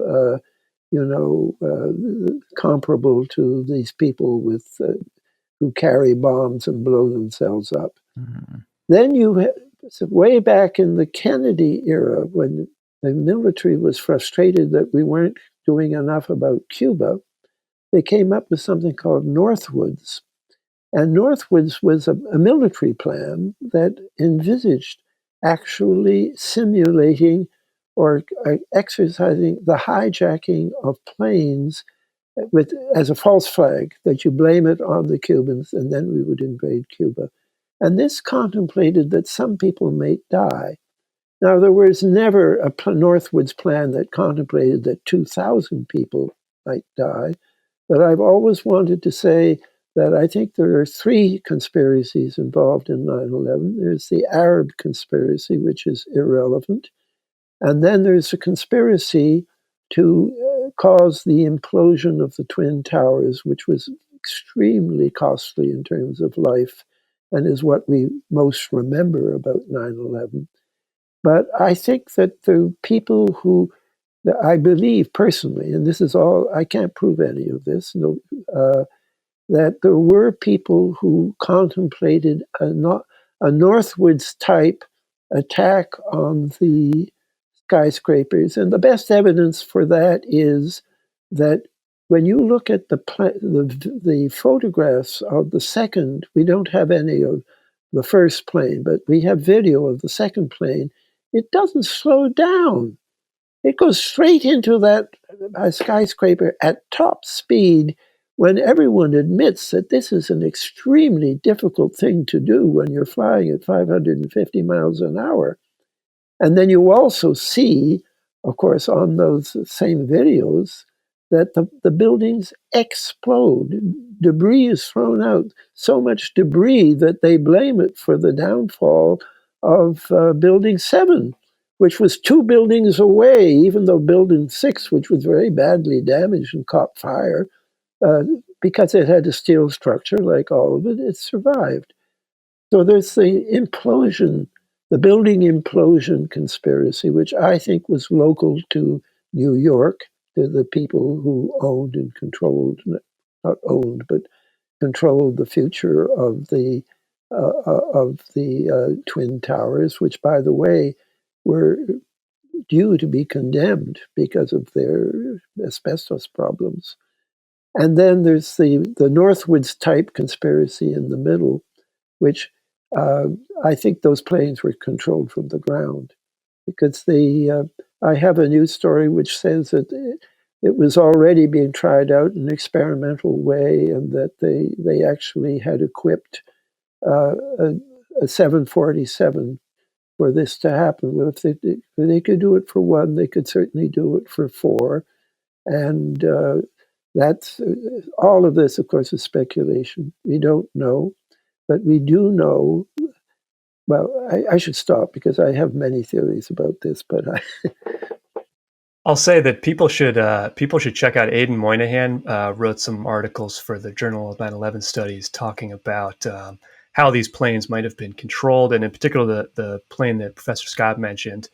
The particular type of thing. This is not what we talk about in the paper, but I'm certainly interested in this well. And it is speculation, but I think it's very interesting because, as Professor Scott notes, and as we talked about in that 6-part series, these people were not good pilots. And so Aidan Moynihan has written some interesting articles about how these planes might have been controlled and what the state of GPS-controlled autopilot was at the time, and the various experiments that had been done into this kind of control on aircraft. So it's certainly the technology existed at that time, and there are certainly indications when you look at some of the things that these incompetent pilots, according to their flight instructors, pulled off. It seems like a likely thing. Again, definitely speculation, but something worth looking into. Yeah. So, Peter, I really wanted to ask you this question sort of from the beginning here, is that you are sort of known for coming up with the idea of deep events. And maybe for a little backstory for our guests, maybe explain briefly, or excuse me, for our listeners, explaining a little bit about what a deep event is and what that might have to do with 9/11. Thank you. Yeah, that I really do want to talk about. A deep event I define, or a structure. Deep events happen all the time. Events that occur, and an explanation is given for them, which many people immediately suspect is a cover-up. Some of them I call structural deep events because they have a permanent and important impact on American policy and indeed on American society. And to give you an example, I'll give 4 examples of structural deep events. The first is the Kennedy assassination, after which the CIA was empowered to merge its computers with the FBI. And so it brought the CIA into internal surveillance of America. There was Watergate, and I won't go into the details there, but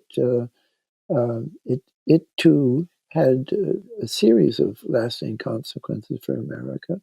There was Iran Contra, which is one of the few times where we actually see COG being mentioned in the hearings, because Oliver North was conducting an illegal activity. He was selling arms to Iran, which was forbidden by Congress, in other words, forbidden by law. So we used a secret network to do so.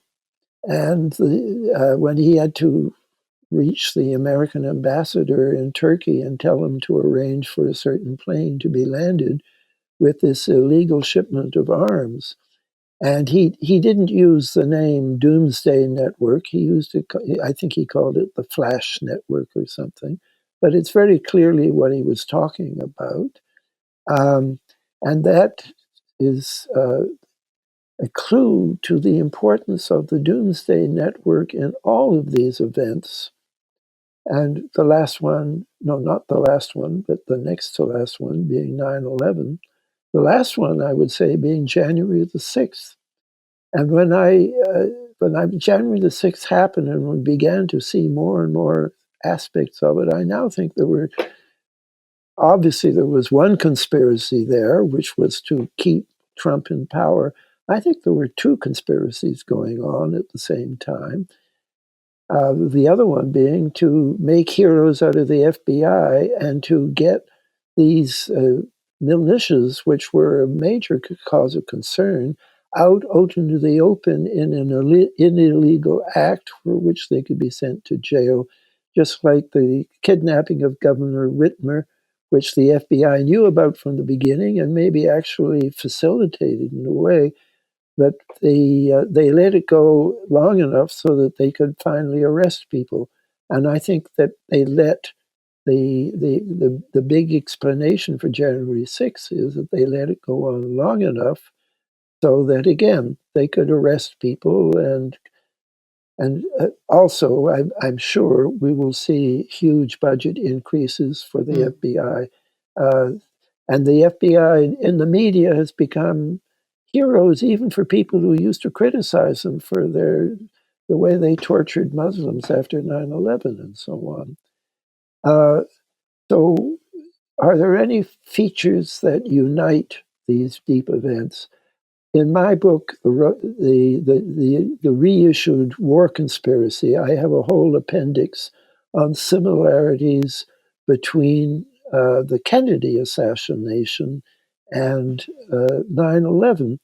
And I think I listed 13, and I don't think I listed the most important one of all, which was, because I may not have been wholly aware of it at the time, that for reasons I don't want to go into, the Doomsday Network, this is a huge network and a whole second alternative communication system. They spent something like $9 billion on it.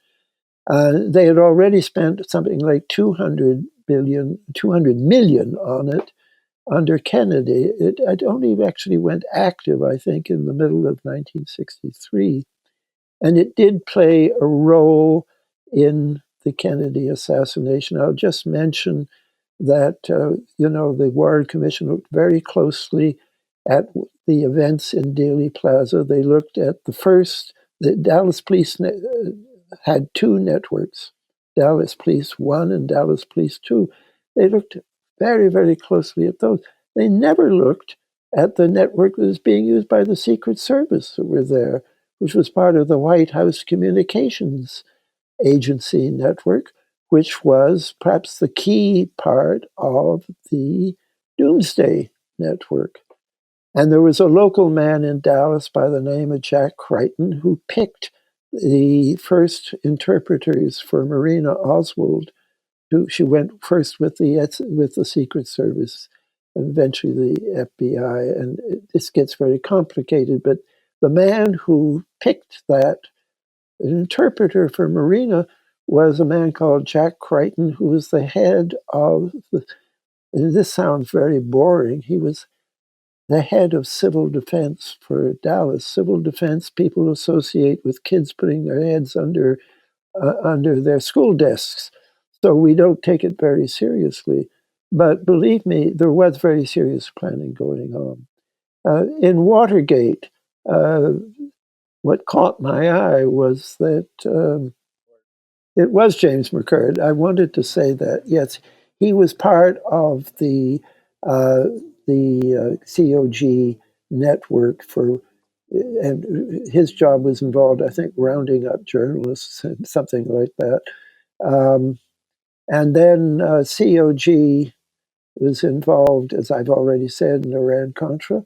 The COG network was involved in 9/11. And again, that would take a book. But so I asked myself, are we going to learn that on January 6th, they implemented COG? And it was only about a month ago that I learned, yes, by golly, they did. And they had plans to move and maybe did move. There's conflicting reports. Some reports say they actually did move the congressional leadership, the top four, Pelosi, Schumer, McCarthy, McConnell, to Fort McNair, which is a COG facility. And they also, and there's conflicting evidence about this, but there are many reports who say that Pence was told to go there, and Pence, very much to his credit, in my view, refused to go. And there was, according to this new book, I Alone Can Fix It is the title of the book, because it's partly about Trump and COVID, but it's also the last days of Trump. According to this book, there was a big fight between Ornato, who was the head of the Secret Service detail for Trump, not for Pence, but for Trump. Ornato ordering Pence to get into the car, and Kellogg, who was Pence's chief of staff, saying, no, don't do that. And Pence and Kellogg prevailed. He did not get into the car. I think they used that network because pretty soon you have independently, they're all in different places, but Pelosi and McConnell and Pence all say, we are going to meet again in Congress at 8 o'clock and finish the business. So whatever way you want to play it, COG not only was implemented on January the 6th, or I'm starting to call it 1/2 to parallel 9/11, it played a part in the narration of what actually happened, and I suspect a much bigger part than we know at this present time. But those are deep events, structural deep events, and all of them involved the Doomsday Network.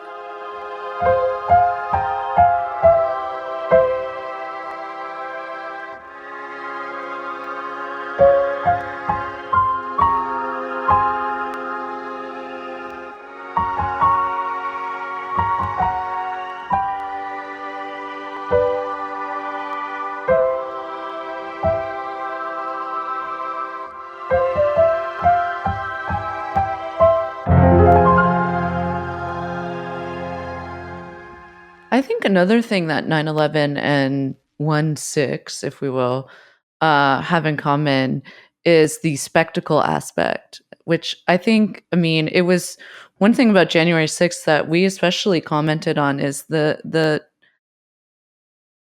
the nature of it being like almost live on television constantly and on social media, and the number of characters that emerged out of it and images, and the fact that there were photographers everywhere able to document so much of it, that kind of all of that documentation has become part of the event itself in a way that is very kind of, I don't know, new or unique. At least it feels at least updated in a sense.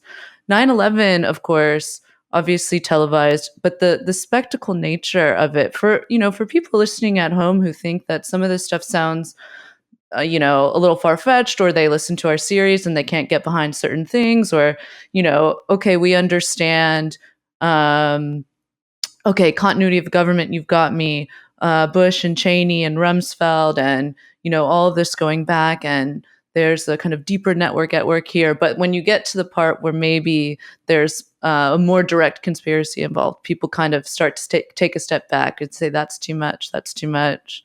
I think that the spectacle aspect of these events plays such a key part. When you lay out kind of how much is at stake, when you say what we're talking about is, as Aaron has kind of termed, exceptionism, that these events shore up this kind of power that allow these kind of deep operatives to operate, extrajudicially, extra legally.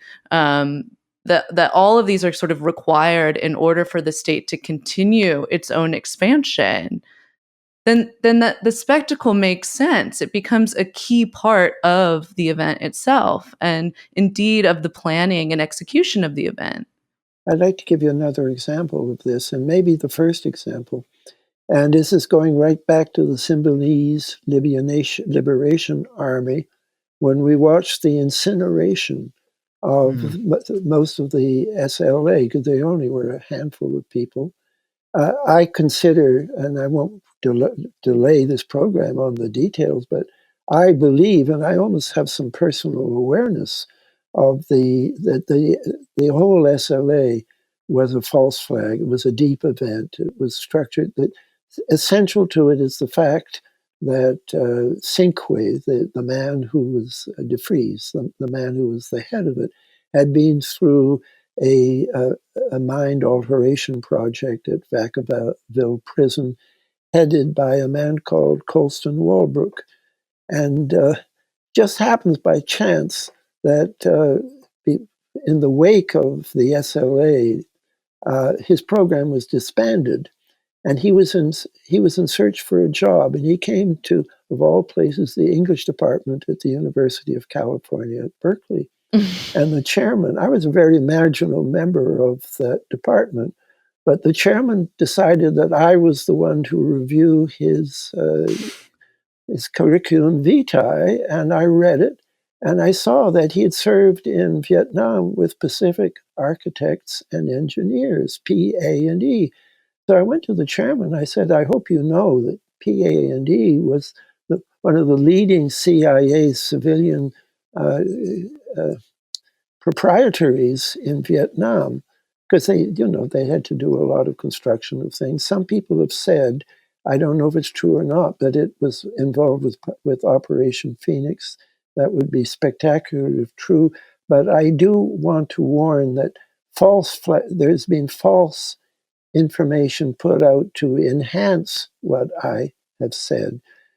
Somebody linked the Westbrook, for example, with the great the man at UCLA who was interested in use of drugs for mind alteration.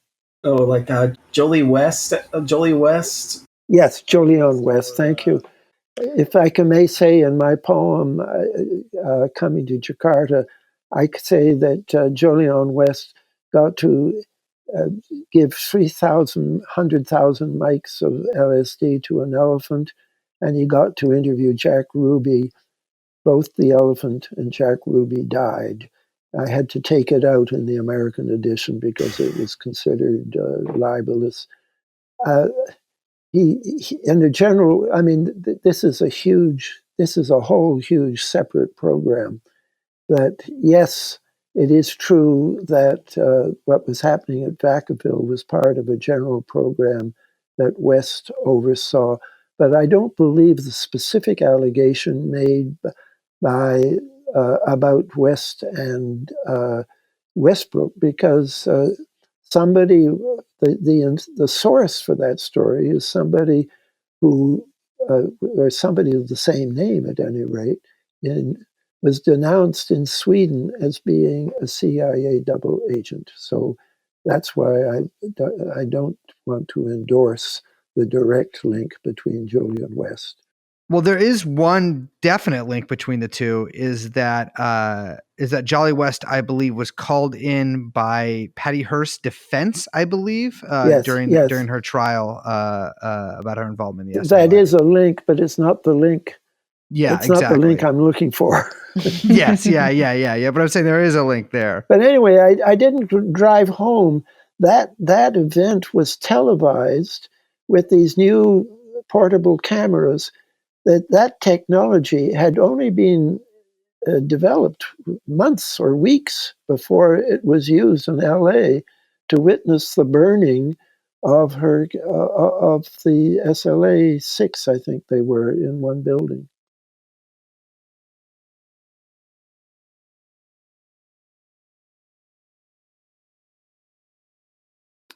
Well, before we wrap up, can you guys all, maybe we can go around and you can give us your thoughts on 9/11 20 years later.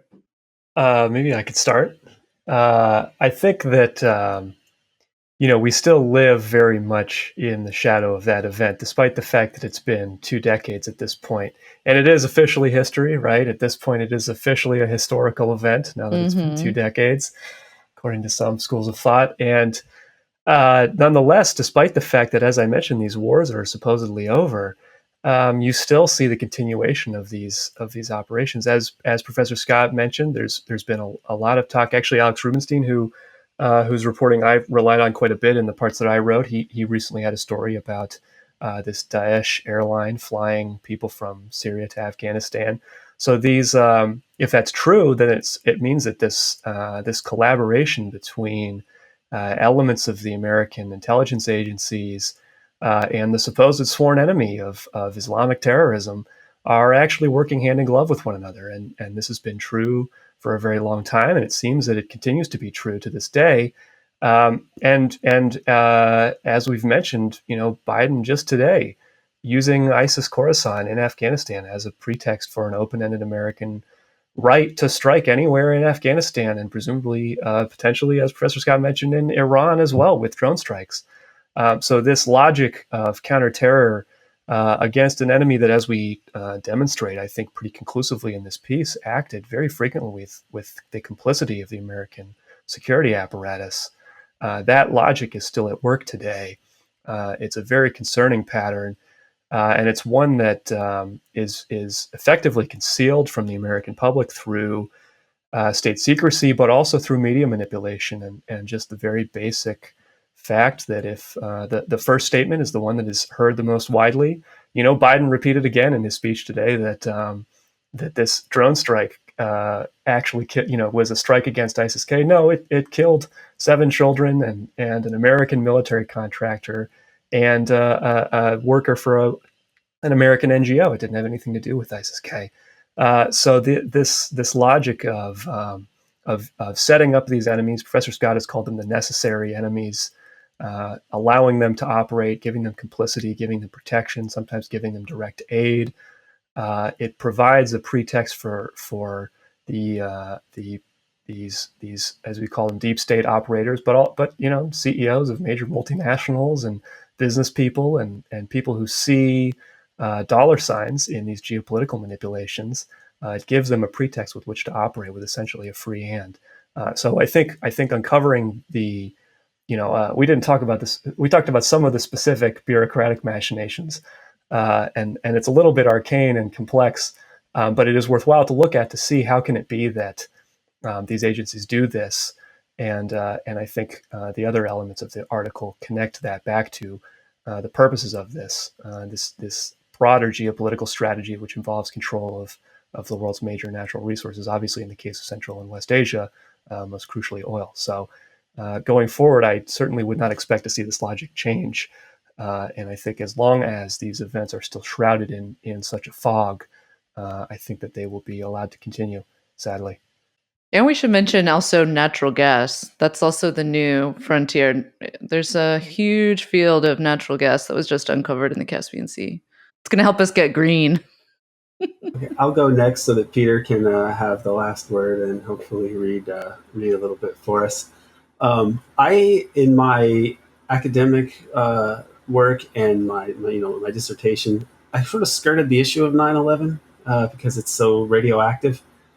There's something about that particular issue that it's just it's like a naughty discourse of some kind to even really talk about it much. Mm-hmm.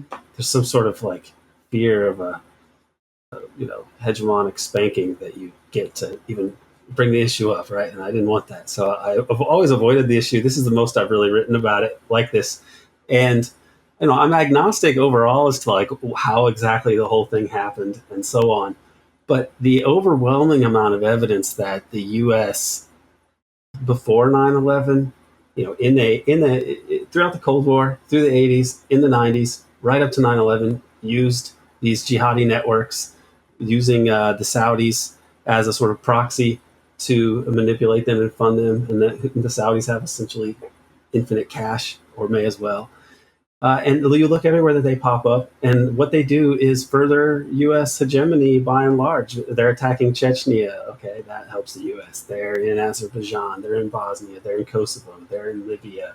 We mentioned earlier that elements have popped up in Burma or Myanmar, right? And the Philippines also, and Indonesia.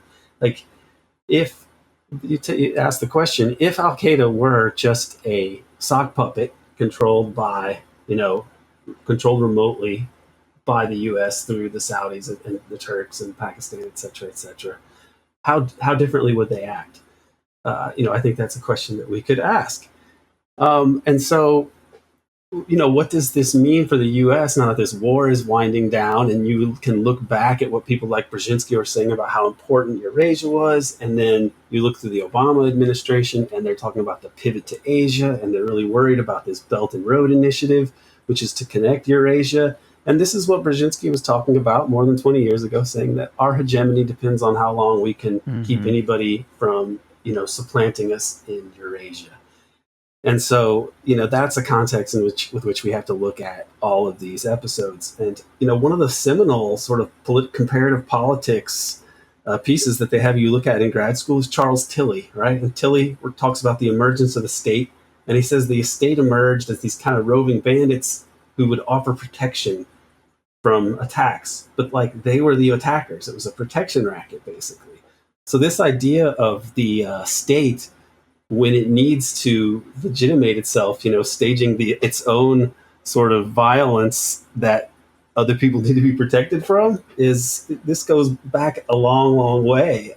It's kind of in the DNA of the state in the West. And so I think you have to keep that in mind when looking at both the domestic and international uses of these Islamist networks. And unfortunately, or fortunately, I think that the end of U.S. polarity, unipolarity, the end of U.S. overwhelming dominance is going to, over time, if there's not a nuclear war that destroys us all, going to sort of eventually spell the end of these groups having so much power. Because I do think that stability with the U.S. hopefully eventually being kicked out of Central Asia, that this mode of operating in the world and this desire to dominate the world through all sorts of overt and covert violence is just that the U.S. is going to lose the great game, basically. It seems like the loss in Afghanistan is a step in that direction. And I think that that's really the source of all of this Islamist violence. And, I hope that the drawdown of U.S. forces, the evacuation of U.S. forces in Afghanistan is going to set a domino effect of the end of the U.S. using this kind of like ultra violence to maintain its hegemony over the world. Very well said. Peter, we'd like to kind of close out with what your final thoughts on the matter are. Well, I'd like to pursue two separate channels of thought. One is We didn't mention petrodollars in this show, but the fact is that America's interest in oil, at one time it was interest in acquiring it, but nowadays it's a financial interest. America's dollar is not based on what America produces domestically or internationally, because we've fallen way behind. We've become, just as Britain did in the 19th century, more and more of a financial power at the expense of our economy. We've actually exported a good deal of our productive capacity.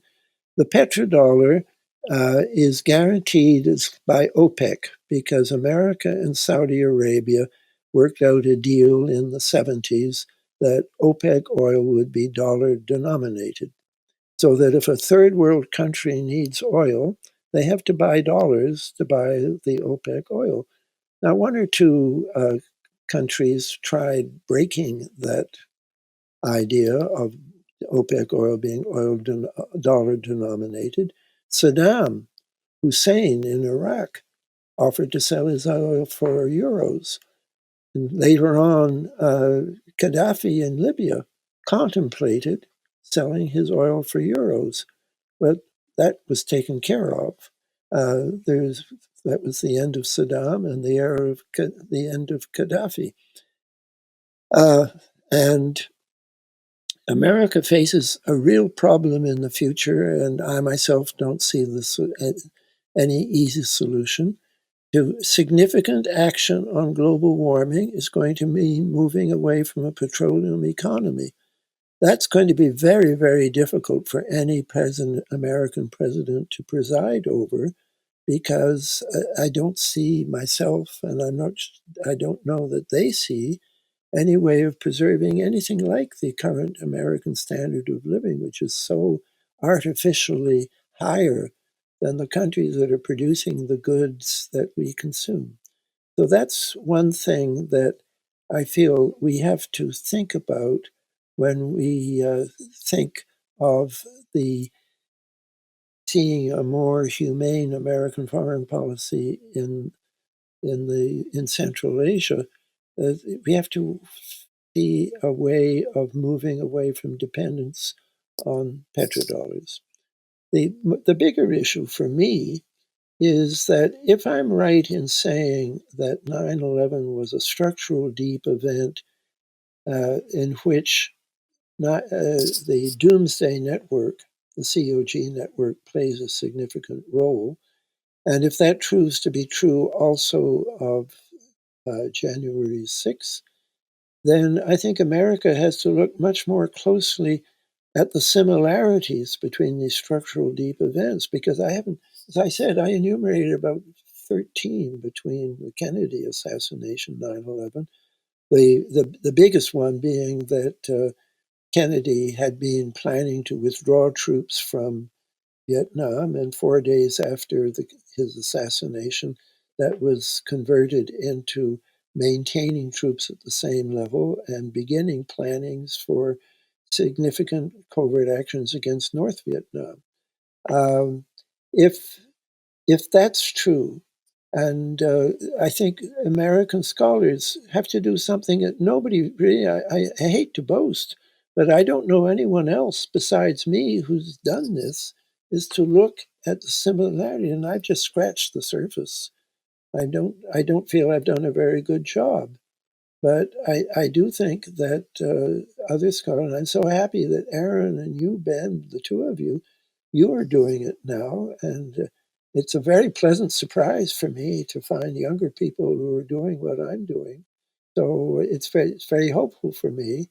But I think, and this TrueAnon network is giving you airspace. By golly, that's it's a very pleasant change in my life, and I waited a long time for it, but I attach great importance to it, because I think saving American democracy has to do. There always has to be secrecy, but secrecy should be subordinated to the public establishment. And what's been happening recently, that's become reversed. That the public establishment, the Constitution, and the organizations of violence that are acknowledged and recognized under the Constitution should not be subordinated to a series of documents that a House committee is not allowed to see because they don't have the clearance for it. That's a situation that has to be reversed. We have to get secrecy back under control. Well, Aaron had mentioned that you wanted to read a little bit of poetry that you had written. Okay, I'm going to read from the Tao of 9/11, and there's quite a bit in here about 9/11, but I'm going to skip those parts. At the first emperor's tomb, the Chinese People's Republic shows you a preliminary movie in which this monument of empire is seen through the eyes of peasants who rose up in rebellion and smashed the terracotta statues we have come so far to see. I tried asking whether the government is more in favor of the tomb or of its being smashed. The guide answered, "Both. We think the Tao of history contains both the bright yang of order and the dark yin of revolt." So I said, "Would that mean right now the yin is the Falun Gong?" A short silence. Then, "You must understand that in China there are some things we do not think about." I know why I'm remembering this. There are things we don't think about in America. Things I don't want to think about myself, like the flood of emails from Russians whom I have never met about Far West, a meta group almost unknown and yet so powerful it is said to manipulate states for the ends of the drug traffic. Spreading violence in an organized route from Afghanistan and Kosovo to New York. Just as Al McCoy and myself both promptly forgot about the vet who refused to talk to us after they firebombed his Jag, not wanting to face what it means that you can sell drugs in a DEA sting and still be released when you tell them you are a CIA informant. Two kinds of businesses, those which flourish from peace and the strengthening of law, and those which require the opposite, zones of incessant chaos like Chechnya, Colombia, Afghanistan, where drugs can be grown or trafficked under the watch of PMCs, that's private military companies. Increasing income disparities, the sign our state is declining. The homeless we no longer support and have grown used to not thinking about as we step across them towards our ATMs. What Sallust and Arnold discerned in Rome and Victorian London, privatim opulentia, publicae egestas, wealth for the private and poverty for the public, until the republic is suborned by those forces we cannot see, for which the intellectual price is a shrinkage of our culture towards the trivialities of narcotic distractions and undecipherable poets, and expansion of empire with help from Al-Qaeda, until now there are American troops from Kyrgyzstan to Kosovo. The American dilemma. To heal this world, we must become intimate with it, but the search for political truth will lead one deeper and deeper into falsehood, so we all end up like the good Germans not thinking about who caused the Reichstag fire, or the hundreds of people we do not know taken off to secret camps or distant countries. Uncertain as always whether this republic is past saving or whether some of us still tread the perilous path of the future. Part of me just meditates on the new and more flourishing wildlife that is improving Point Reyes 10 years after the great Mount Vision fire.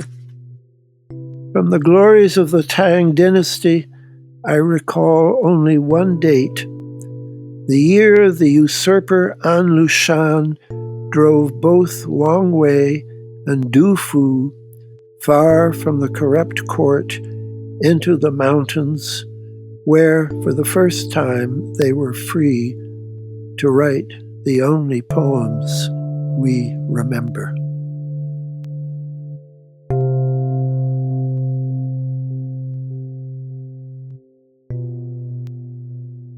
Well, like we said at the beginning of the episode, we have a lot more 9/11 content coming in the next week.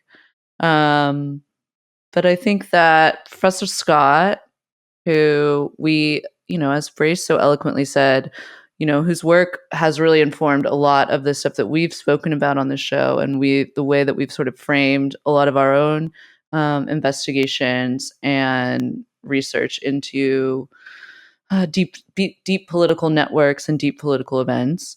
I think that he gave us a lot to think about, and certainly, we're going to link to some of his books and some of his poetry, because you guys should definitely check out his work.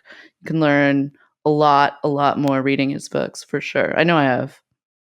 Yeah, I was really honored that Professor Scott came onto the show. I've been aware of and reading his work for a long time. Obviously, we've referenced it in many episodes. And he's sort of just a titan of the genre, I guess you could say. I will also want to say, at 92 years old, he definitely figured out recording the way that we do better than like maybe a third of our guests. Yeah, absolutely, 100%. Yeah, the guy is sharp as a goddamn tack. Yeah.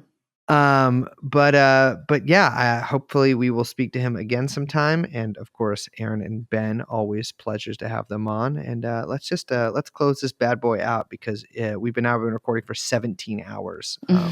Well, I'm Liz. My name is Brace. We are, of course, joined by producer Young Chomsky, who I believe wrote a special little music for this episode.